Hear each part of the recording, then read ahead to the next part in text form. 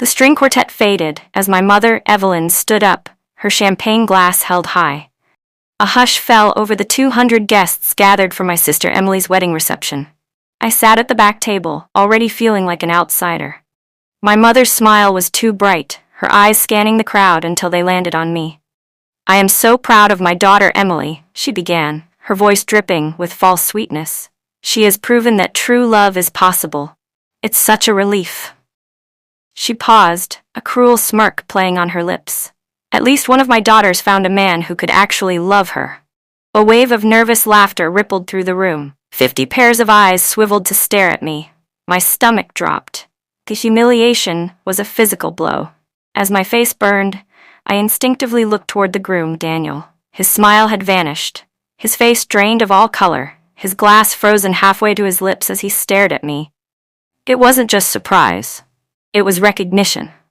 And with that recognition, a memory slammed into me. 7 years ago, a coffee shop, rainy afternoons, and a man named Daniel who made me laugh. The same man now standing at the altar with my sister. The same man who had vanished from my life without a single word of explanation.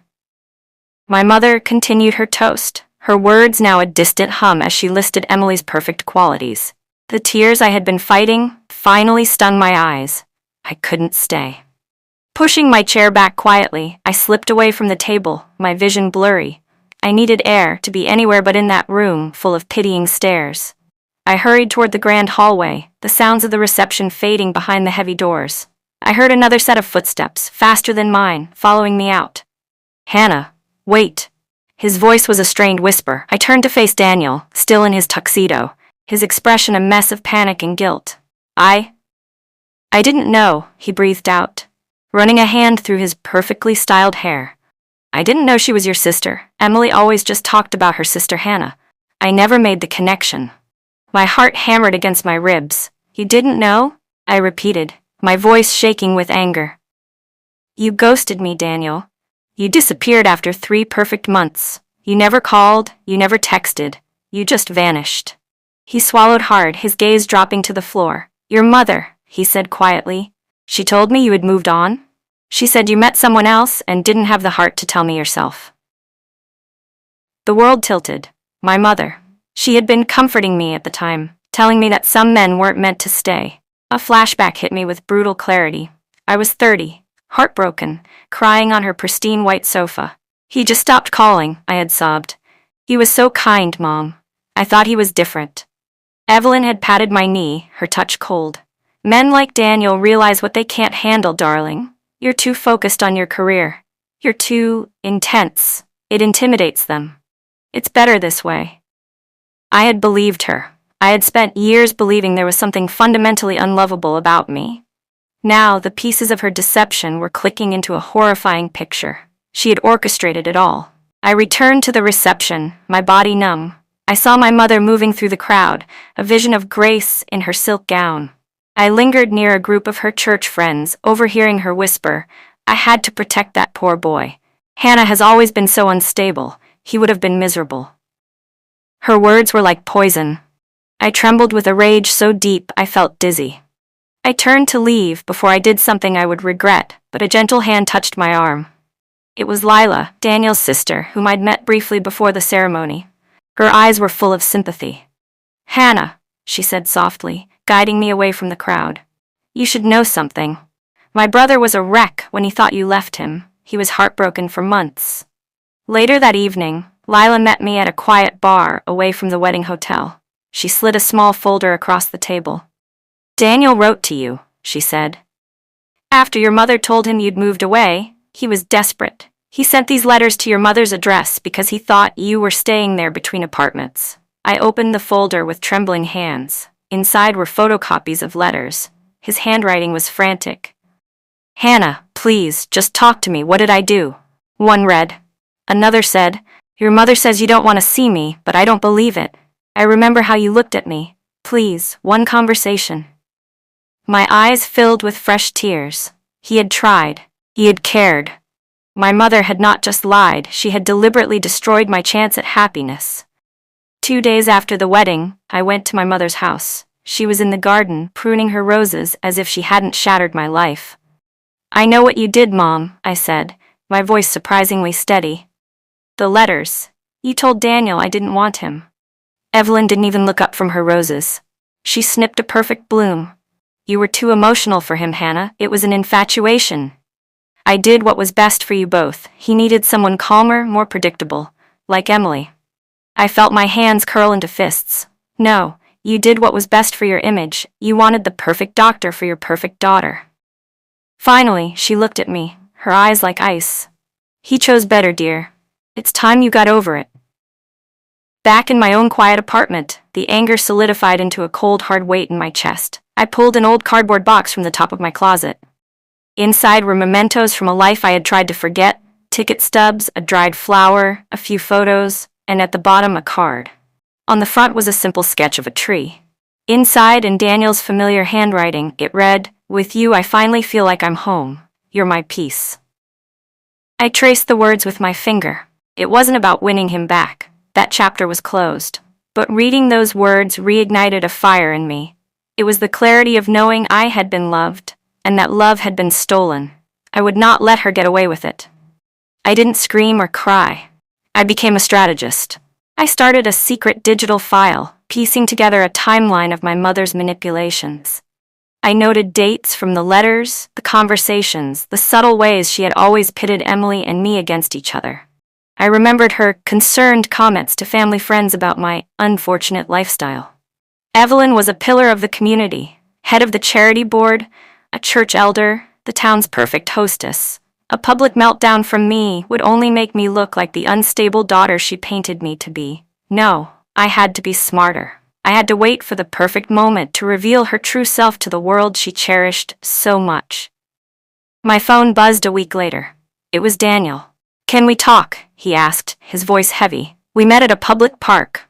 I never stopped thinking about you," he admitted, staring at his hands. "When I met Emily, your mother was so kind to me. She became like a second mother. She encouraged the relationship. She said Emily was more settled. Marrying her felt like the right thing to do, the safe thing." I felt sick to my stomach. "So she replaced me with my sister," I whispered, the horror of it sinking in. He looked utterly ashamed. "I never truly loved Emily the way I loved you," he confessed. "And I'm starting to think Evelyn orchestrated everything." My sister Emily came to my door, her eyes red-rimmed. "Mom said you're trying to ruin my marriage," she said, her voice trembling. "She said you're jealous and you're telling lies about Daniel. Why can't you just be happy for me?" I took a deep breath, staying calm. Did you know that Mom told Daniel I had moved on and didn't want him? Did you know she set the whole thing up?" Emily shook her head, defensive. "No, that's not true. Mom would never." But her conviction wavered. I walked to my desk and picked up one of the photocopied letters. I handed it to her. It was addressed to me in Daniel's handwriting and clearly unopened. Emily took the letter and left. That night my phone rang at 2 a.m. It was her, crying hysterically. "I read it," she sobbed. "He was begging to see you. He loved you." She had confronted our mother. I showed her the letter and asked her why she lied.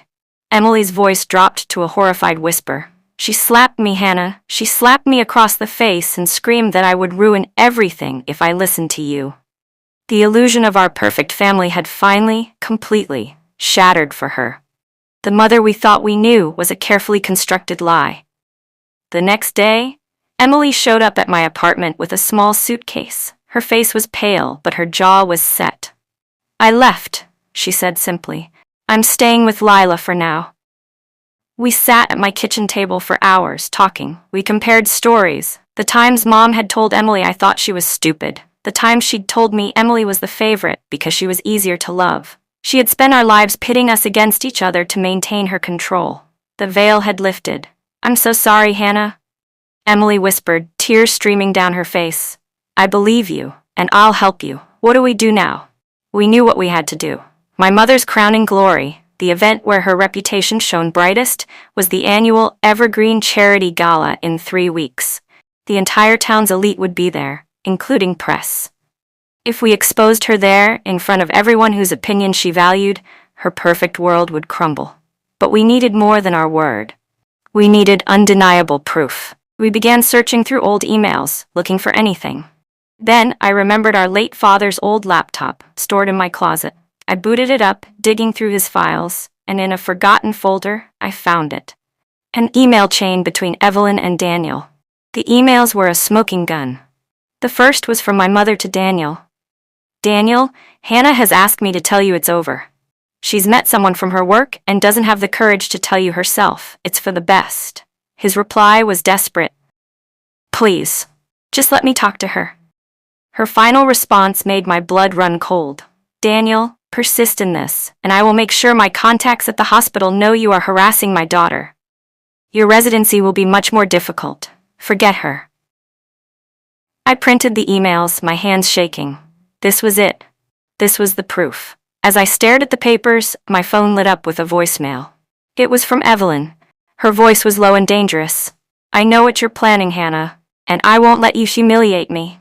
The week before the gala was a cold war. Evelyn called me constantly, her threats becoming more vicious. I will tell everyone you're mentally ill, she seethed. No one will believe you. They'll see you for the jealous, bitter woman you are. Emily tried to reason with her, begging her to just admit the truth. It backfired spectacularly. I built this family. Evelyn screamed at her over the phone, a call I listened to on speaker. I made you who you are. You both owe me everything. There was a long silence from Emily. Then, my sister, her voice quiet but firm, said the words that sealed our alliance. Not anymore, Mother? The night of the gala arrived. The grand ballroom was glittering, filled with the who's who of our city. Cameras flashed as local celebrities arrived. My mother was in her element, beaming in a stunning emerald green gown holding court. I arrived late, deliberately. I wore a simple, elegant black dress. I didn't need to scream for attention. As I walked in, every eye turned to me. I saw Daniel across the room. He froze, just as he had at the wedding, but this time his look was not of guilt, but of sheer admiration. I walked calmly through the crowd, my gaze fixed on the stage where the microphone stood. My mother's brilliant smile faltered, a flicker of panic in her eyes as she saw me approaching the steps. I took the microphone. The crowd quieted, curious. Good evening, I began, my voice clear and steady. I'm Hannah, Evelyn's daughter. I'm here tonight to talk about my mother's incredible legacy. I saw her shoulders relax slightly, thinking I was there to praise her. I spoke about her sacrifices, her dedication to her family's image. Then I slowly shifted my tone. But a real legacy is built on truth, and the truth is, my mother's greatest skill is manipulation. The room fell utterly silent. I held up the folder.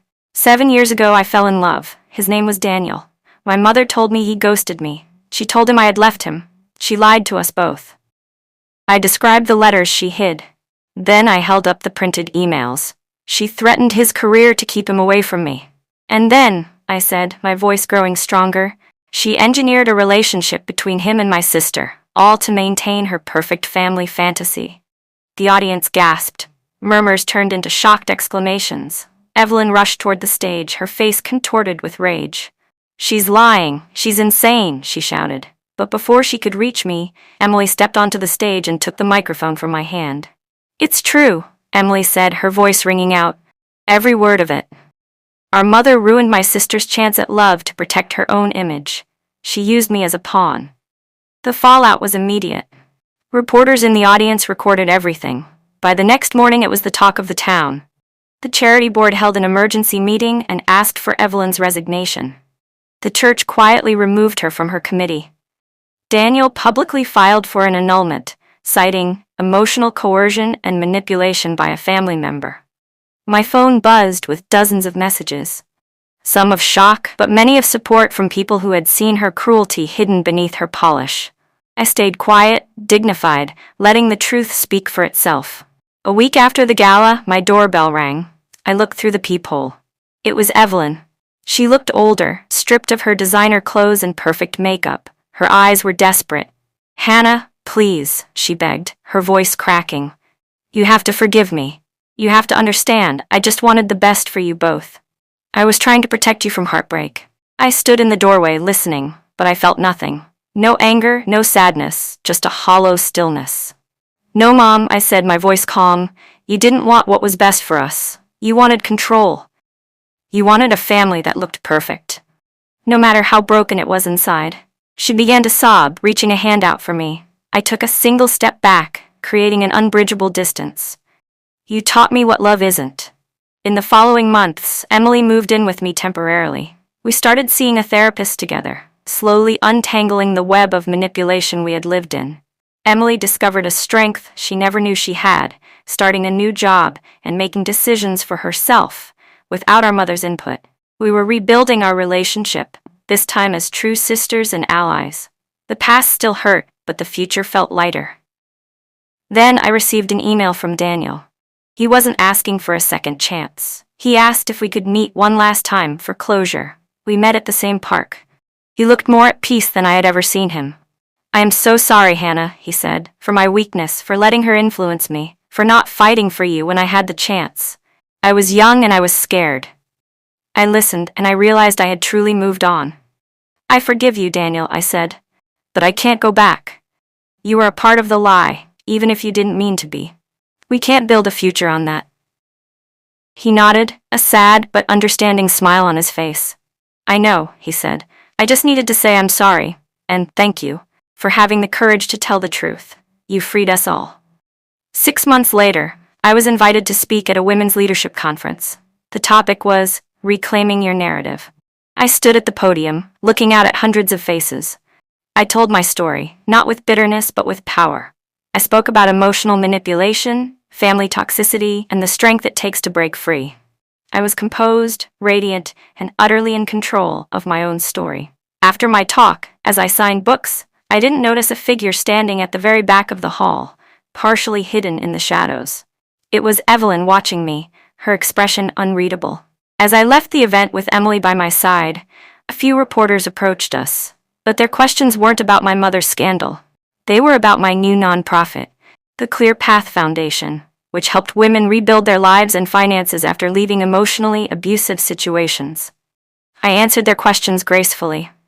Later, standing on my balcony, I watched the sunset paint the sky in shades of orange and purple. Emily handed me a cup of tea. You did it, Hannah. You really did it. I smiled, feeling a deep, quiet peace. Sometimes the best revenge is simply living a happy, peaceful life.